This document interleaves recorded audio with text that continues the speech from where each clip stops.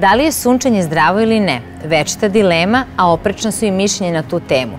Svakako da je zdravo u određenom periodu dana, kao što nije preporučljivo u periodu od 11 do 16 časova. Svakako ne biste dozvolili vašem detetu da stavi ruku u rernu ili na ringu.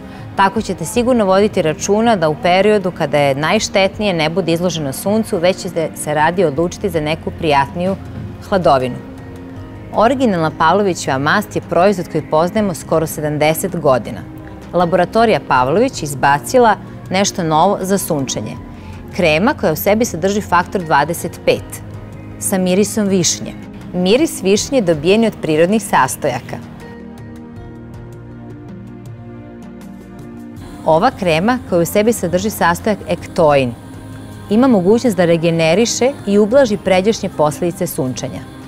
Pavlovićeva zaštitna krema je optimalna zaštita kako za vas, tako za vašu bebu i vašu decu. Pavlovićevu zaštitnu kremu sa faktorom 25 možete kupiti u svim Menda dečijim radnjama i vaše letovanje može da počne.